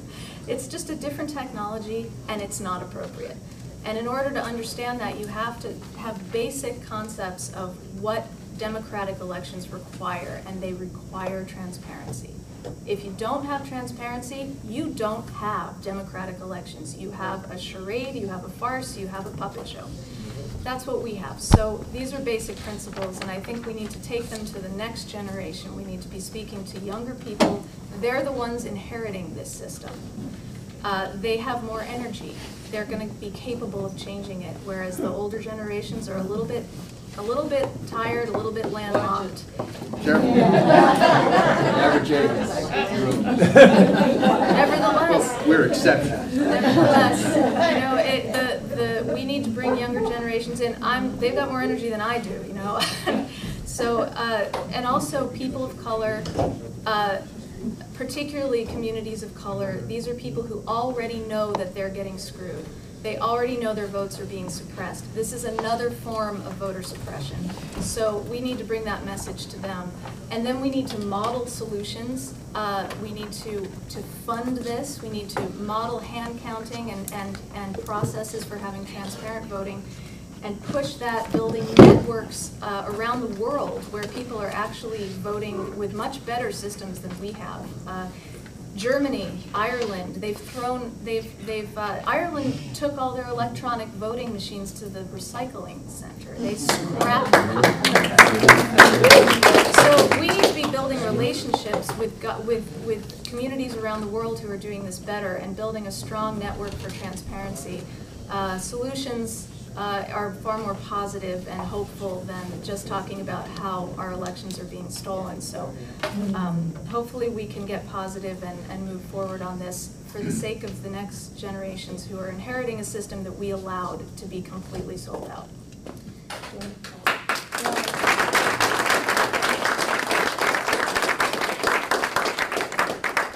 Very much, Victoria. We had a good amount of time for questions. I just wanted to make two very brief comments. Left Forum gives us analyses, right? Gives us overviews, gives us reasons for protest. This panel gives us a way to take power, but it's hidden. It's the stealth issue. Okay, and I want to thank our panelists, some of whom came from quite far away. Ohio, Mexico, Westchester, Boston, Greenwichville. Go ahead. I am Teresa Hummel, and I did work for 6 years, 80 hours a week, and wrote part of the, I'm credited by Doug Kellner, one of the state commissioners, with writing a part of the state law, and I'm the one that explained to him that you couldn't have wireless communication in our voting devices and expect them not to be hacked. Anyway, I have two suggestions. One is don't talk about transparency because nobody knows what that means. I can see my cell phone, that's transparent. We have to talk about participation. Don't talk about being an observer. Don't talk about watching the ballots being counted. Talk about being a poll worker, because that's where it starts. You have to be a participant. Don't talk about seeing somebody do something. Talk about participating and being an actor in the event. Democracy means government of the people. It can't be something somebody serves you, because whoever conducts the election is the one who's going to control the outcome one way or another, whether it's through the machines or losing the ballots or sending a non-working machine to a particular district or whatever. It has to be participation from the ground up. There was one error that somebody said in New York City, in Manhattan at least, you can watch anything that happens. I have watched every part of the election process at 200 Varick Street, and they are thrilled to have anybody come in and watch them do it. The other thing I want to talk about is the idea of conspiracy. I don't know why nobody picked this up, but I used to sell computers for a major international corporation. And when we went into some company and they didn't sign the contract, we got that guy fired and we got a different guy in the job and he signed the contract. Oh, everybody's phone is doing that because of the storm. Sorry. There's a flash flood warning for this area. That's all. So the point is, the point is that people with money have gone in and got certain people out of the picture and put their own operatives into the picture. And I'm now going to name the organizations that I had to conflict with during the 6 years that I ran out of money. I used my entire savings to do this 100% for 6 years. All right?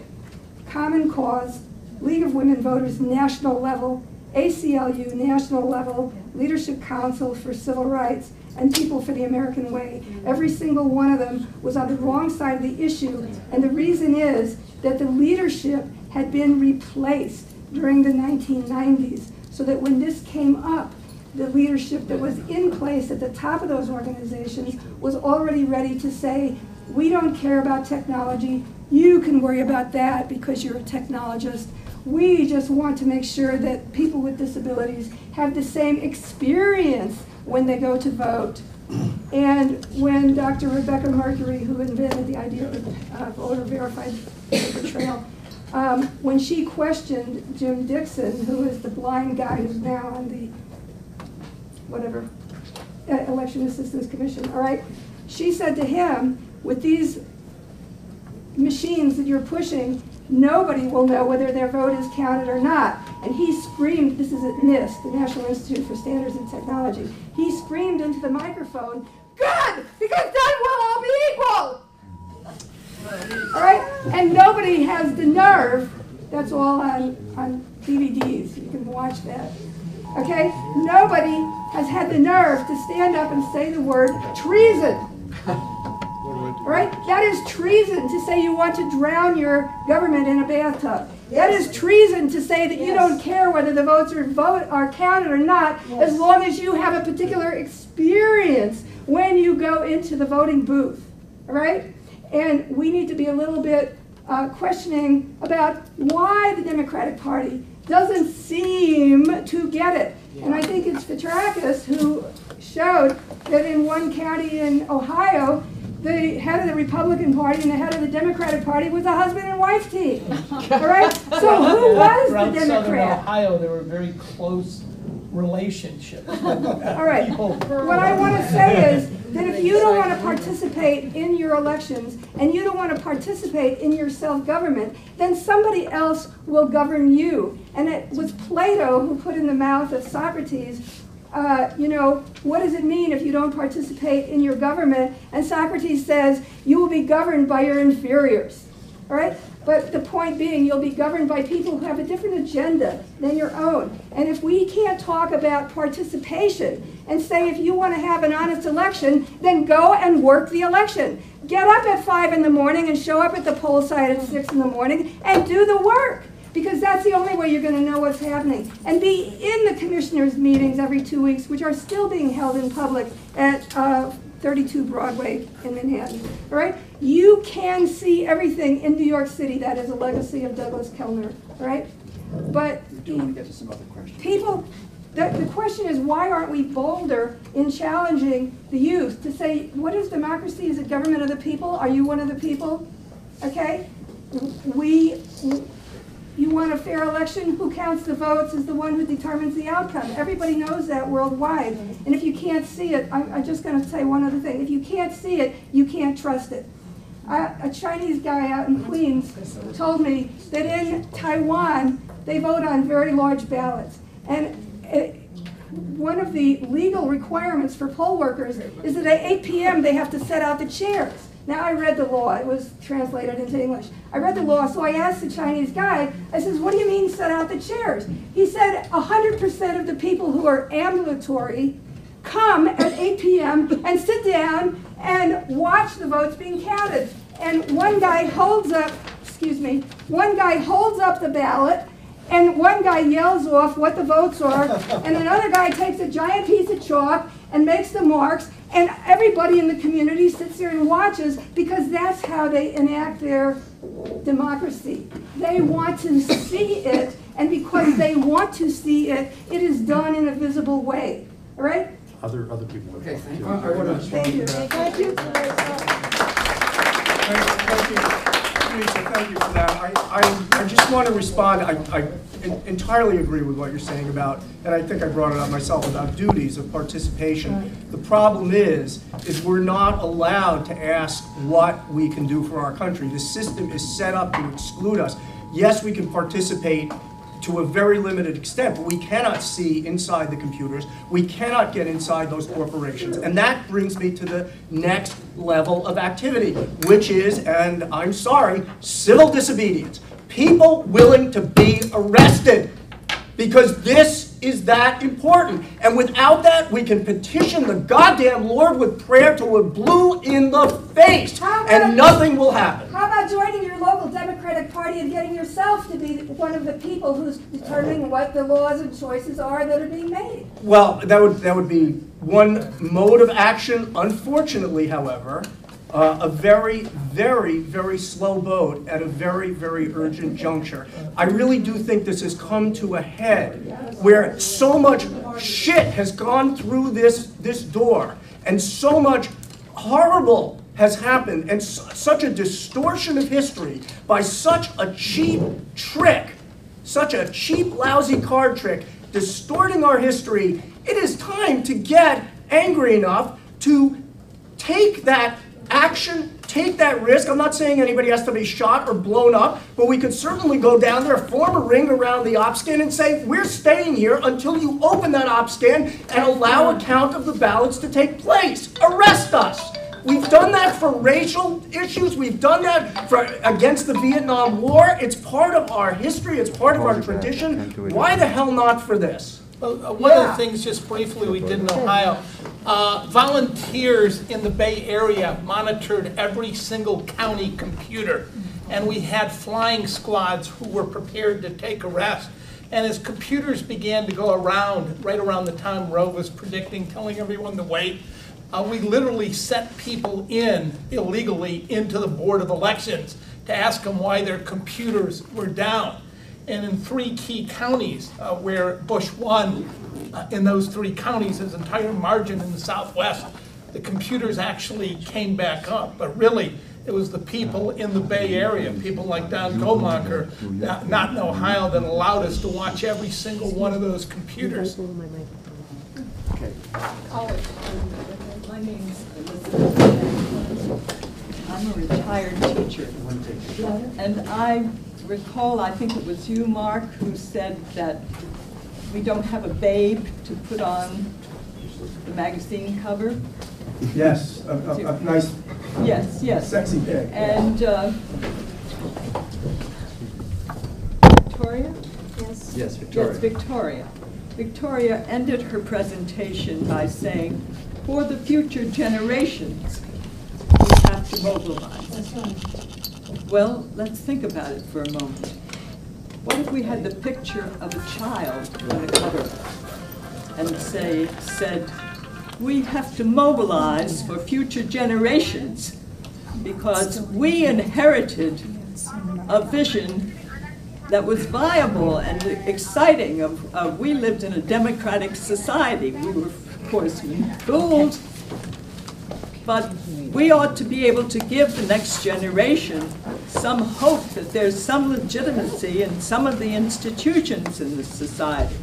And this might be a way that many people would awaken and care about this issue, because we need mass awakening. Thank you. Or perhaps a picture of a football, that might work as well. Can I say one thing? Yeah. My name is Richard. I used to live in Seattle. I got involved probably back in 2000 with the election and witnessed a whole bunch of things. I was involved in some court cases and panels and stuff. I'd like to thank all of you. There's a lot of takeaways. I don't want to talk too long here, but I guess my big takeaway here was from Jonathan basically saying it's going to be very, very, very hard to get the democracy back, because this is a very complicated issue. The corporations are firmly entrenched in all of this, just like they are in all of our issues, our government, our water, you know, everything, the drug supply, everything. But it's really a corporate problem, and you guys spoke all about it. The corporations are controlling, you know, the elections with various machines and stuff. I'm a computer programmer by trade. I don't know if we really have a question, but I guess I just wanted to say that it's very, very difficult. And I don't know if I have a question. If there's like one, I don't think there's really one thing, but if there's one most important thing that you could think that we could help with, I guess that would be my question. Can I respond to that? Because I wanted to say this anyway, very briefly. Don't get locked into what is the most important or what is the best, or even, and I want to say, Teresa, your website, which is, you're no longer maybe updating. It's still no longer right, but it was. I tried to find you. I couldn't get through to you. When I was researching for the Harper's piece, I mean, you had the website was amazingly helpful. It was a great. What's the name of it? Where's the paper.org? Where's the paper? And I was like, who is this woman? She has done so much You should go on the work. Contact Us page where you have all my famous speeches. Well, anyway, so, but I do want to say though, your point to saying don't say transparency or don't say this and that. I've spent years having people tell me, don't say this, don't say that. This word works, this word doesn't work. You can't use that word anymore. Don't say whatever you want, but say it. You know, okay, just use any tactic, anything that you're drawn to do. If you want to help in any possible way, help. There's not one thing that's going to solve this problem. It's going to take a united front and multiple, you know, movements and multiple strategies. How do we do that? I'm feeling frustrated because well, we can talk more about that. Well, let's talk go to the next question. My name is Jim Porat, and I have been a poll worker for the last 10 years. And I want to encourage all of us to be poll workers, because the people that become poll workers, for the most part, are incompetent. And that's a personal statement. That's a personal statement, but that has been my experience. And thank you, Teresa. She's a friend. This almost destroyed her health. You know, this is what happens. This is what happens. So, Victoria, thank you for thanking her. But I want to tell you that the first time we had these machines, the first printout, they were all jumbled up. They were changing votes to different candidates. And I went to the person in charge and I said, something's really wrong here. And she said, darling, just sit down. I went to the Board of Elections. I filed the complaint. You know, I did everything I thought I could do. You know, even risking never being asked to make this $200, which I need, you know, again. But I'll tell you, there is a blind spot. My Democratic club did not want to deal with it. Right. You know, elected officials don't want to deal with it. It's a blind spot. So this kind of anger, this kind of really clear thinking and friendly anger, you know, we really have to, I don't know about getting shot, but we really have to not let the elected officials off the hook. Yeah. Because this is critical. Do you really believe that the Republicans won all those elections? No. I don't. Do you really think all those West Coast people voted against GMO labeling? Well, there, no. They rigged no, it they for didn't. Fresno, But actually. there's a group called, you write on the Poll Workers for Democracy.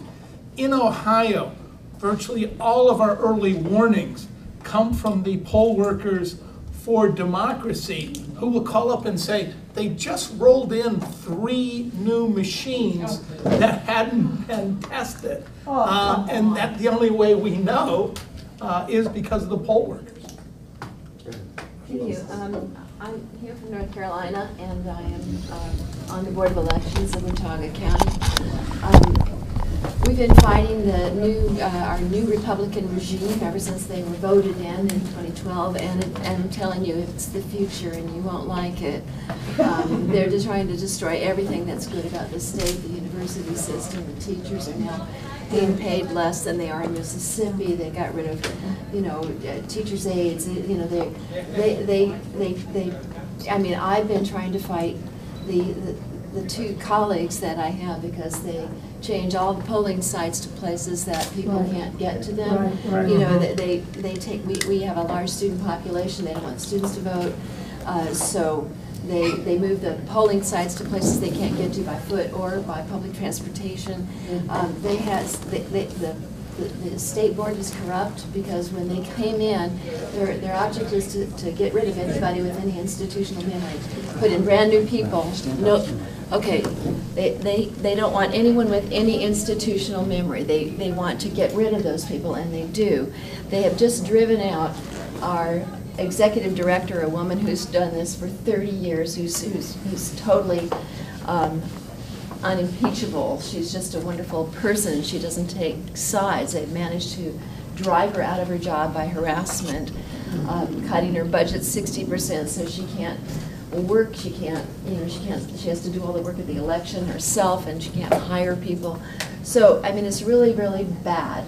And what we do is, to the best of our ability, to fight back. When we've gone on Rachel Maddow, we basically humiliate them at every meeting. You know, I do, but not by myself. But I mean, we try to get that out and in the press as best that we can.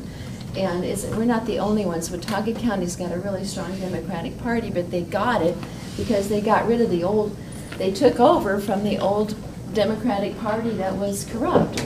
So, you know, now we've gone into the state. The state was really bad, but the one thing that we can't do, that I really constantly run up against, is nobody will believe that the election is being stolen also by the electronic voting machines, which seems, I mean, when I was sitting there the night of the election and I saw Rachel Maddow and they come on with all these states are too close to call, and then miraculously, Bev Perdue against Tom Tillis, running for senator in our state, I mean, she was ahead a little bit, but ahead all until the election, and then wow, what a surprise. She lost by 15 points. I mean, and then if they're all losing by 15 points and it's all in favor of the Republicans, you know it can't be true. But what worries me is, how do we get the left to hear us? I mean, the right doesn't want to hear us. I don't understand exactly why the Democrats don't. But why can't we get Marcos Melitsas to quit calling us tinfoil hats? I mean, we need to somehow reach out. You know his background? How do we reach out? Yeah, the CIA, Listen, I know. excuse me, I have to say this. Marcos Melitsas was outed as having trained at the CIA. Did you know this? This is the guy who founded the most prominent website used by the Democratic Party. He was outed as having trained at the CIA. He then admitted it. He went to the Commonwealth Club and he said, yeah, it's true, the CIA is a very liberal organization. He actually said that. Okay, Nate Silver also comes out of Daily Kos. This is the guy who's telling us that exit polls don't matter. Okay, so there's no way you're going to get Marcos Melitsas to listen to us. I think his assignment is to make sure that nobody hears us. Now he's banned me and Harvey Wasserman. Yeah. Well, I was just about to write a piece that was supposed to go on the Daily Kos, so we'll see what happens. Yeah, I don't know The that. blogs will take We have a question back here. Really quick practical question. I don't want to go into the, what I've observed as a poll worker and all that hard. What are people doing in the New York metro area to meet and strategize on this now? I know Allegra has a team of people in Westchester that have been meeting regularly. What's the greater strategy opportunity here? And what's happening? How can I get involved with it again, which I was before? Anybody? Can we create a list out of this? I'm in New York and I'm happy to talk. We have a list. We have the list. Should everyone put their name and email on this? I can. Would you send that list to all of us? I will send it. I will compile it and send it to everyone who's on it. How's that? This is the first page. So we have quite a list. We have about over 35 people on it. I'm wondering what got people here, because obviously whatever it is that got a lot of us here generated interest. I got it through WBAI through the interview. I'm wondering what others, because we need to know. I handed out about 10 flyers. No, I handed Has any elected political person taken a leadership position on questioning legitimacy of these electronic? Jennifer Bruner did the Everest study. I mean, after the Secretary of State in Ohio, she's now an elected judge, but she did this study which showed there was a backdoor in the system, but she was fought by the Democratic Party, which kept telling her to shut up. No person in Congress, even Barbara Lee or people like that, has had the courage to question this. Is that correct? Conyers came the close, and Conyers Cynthia was McKinney. Conyers was Cynthia McKinney, and she was forced out. But Conyers was just about the whole hearings with Steve Spoonermore and Mike Connell, and then his wife was indicted in Detroit on a felony, and a new counsel came in from People for the American Way, who canceled mine and Arnebeck's appearance before Conyers' committee. So we've been that close. I mean, we had people who were going to go public, who worked for McCain and Connell, who set up the system in Ohio. And then strange things happened just prior to the hearings. Barbara Boxer should also get credit. You know, My only question, it's clear that the Democratic Party is complicit. What are they gaining? Do they take turns of who wins? they're afraid that if it goes public, people won't come out. I've had a high-level operative tell me that we need to win by double digits. They If also we may can- be rigging their own primaries, sorry. Yeah. Julie Garcia in Chicago. There's actually quite a How do they choose who's going to win this election? See, it's not in Code Red, there's that, you know, that's one of the key questions that comes up is where the hell's the media, where's the Democrats, et cetera. And the Democrats gets a fairly long answer there, but I give 5 reasons, all of which are rational from a certain limited perspective, but all of which add up to insanity when looked at. But that's the wrong question to ask. And the Democrats are not the victims here, by the way. I'm sorry to interrupt. I mean, the people are the victims. The Democrats are doing well. That's the wrong question to well. ask. The question that needs to be asked so that you don't get those kinds of answers is, do these machines work? No. And work as you have to, they have to answer it scientifically. They have to prove it. You have to be objective in the questioning, because so much ego and so much careers and so much pride is vested in it works. You know, so really, when you confront an elected official, when you ask the question, don't fall into the trap that's going to pull you down, because Okay. Okay, I'll be. And by the way, we're going over, the plenary is at 6:30. So you have just enough time to go out and have a halal meal on the street. $4. Vicki, I'm Clark Matthews. I have the privilege of knowing your dad. I never met your uncle. We had a few beers at Francis Tavern 20 years ago. What they discovered is the reality of the whole thing, it seems to me, which is that a lot of the criticism is correct, that elections are a hoax. Elections have been a hoax for 2 generations. It started, I think, as they found, right after the Kennedy assassination, when they set up the News Election Service in January of 1964 as a press pool to run fake elections, and in various forms, and elaborated through technology now. It's happened that way ever since. So it seems to me, just to be brief, the way to handle this is not to worry about being validated by some, rotten foundation-funded organization that's not going to listen to you, or that's going to ignore you, or that's going to exclude you, and not even to worry about being validated by the media, but to create an affirmative defense and challenge the system on its own terms. Say it has no legitimacy, hasn't had it for a long time, and challenge and do exit polling and to establish legitimacy, real legitimacy. Challenge them with that. And as techies, as computer people, that's not an impossible thing to do. But that's all been discounted. Okay. Like exit polls have been invalidated. So, No, they've been invalidated in a media which is complicit in the problem. Yeah. All you need to do is just establish the fact that the media is the can I respond to that? So, my generation is incredibly jaded about the political system. Totally jaded. Most people my age and younger really don't think there's any point in voting. Increasingly, they just don't. And I think I felt that way for a long time as well. My partner, Ben, is quite a bit older than I am. He came out of the 60s, went through the people's movements, was pretty radical, but ended up taking part in the system, becoming a senator in order to create change, and actually did an amazing amount of work in Vermont. Of course, I tend to think Vermont is in some kind of a strange magical bubble, and where like wonderful things can happen and do. And so I hear these stories of how the decent people in the legislature in Vermont did the right thing, created laws that worked for people, that pushed back against corporate corruption and pollution, and you go to Vermont and it's beautiful and there's no billboards. I mean, it's bizarre, So it's, I believe in government, and I believe in the rule of law, and I believe that we actually can take this government back.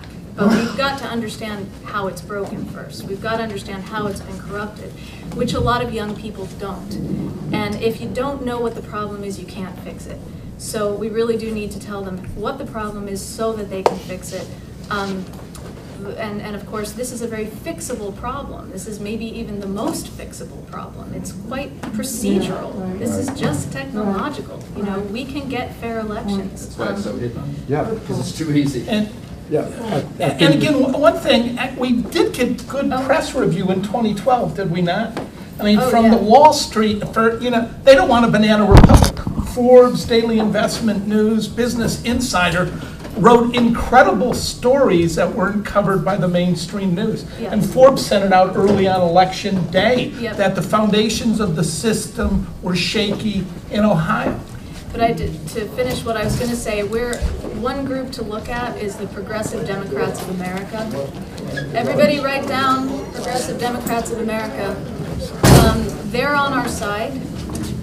We're working with them. My partner and I are working with them. And actually, let me just tell you quickly, the PDA works with the Progressive Caucus in Congress.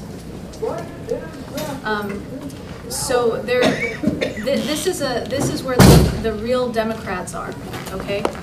These are not the Dinos, these are not the Blue Dogs, this is the Democratic wing of the Democratic Party. So the Progressive Democrats of America actually have an election integrity working group already, and they just formed a new organization that's capable of pushing legislation. It's called People Demanding Action, and I work with them. My partner is the chair of the new C4, which is called People Demanding Action, working with the Progressive Democrats of America. I can talk about this with people separately, but this is where we feel there's a strong potential to influence the Democratic Party. And in fact, the Progressive Congress is growing in Congress tremendously right now. They're also pushing the ERA again. So that's where the pushback is going to come against the establishment Democrats who have been suppressing this and enabling this for 30, 40 years now.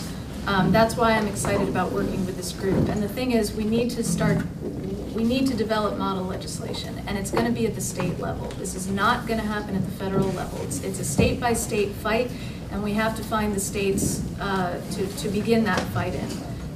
Yes. This gentleman's next. Yeah. Right. I want to put a little wrinkle into this whole procedure by talking about the elephant that's in the room. I like the analogy of the bucket with a hole in it. It's a famous Banana song about the bucket, trying to fix the bucket, it goes around. Right. Everything we can solve in terms of voting machines, pencil and paper, all are based on a false premise. And that false premise is the Electoral College. Now, I don't know about state, I don't know about city, but when it comes to presidential, it's a zero-sum game. So mathematically, the last election was, what, 36% of the eligible voters, right? It was still legitimate, okay? If you had 20% of the eligible voters in the United States voting for a president, it would still be legitimate. If you take that mathematically, you only need 150 people to elect the president. 3 people in each state, they get all the Electoral College votes. So no matter what we do, we're working with a system that is fixed from the beginning. My idea is to have a national lottery.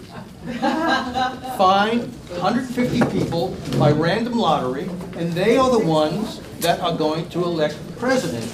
It's just as valid as the system we have now. Well, I think what really should be done, there should be a lawsuit initiated against any electronic voting machine polling place, and there's scientific evidence that electronic voting machines do not vote accordingly, and that the Supreme Court that take that lawsuit to the Supreme Court, and then it will be obvious that it is not the way to distribute it. I guess that's it. Thank you all so much for coming.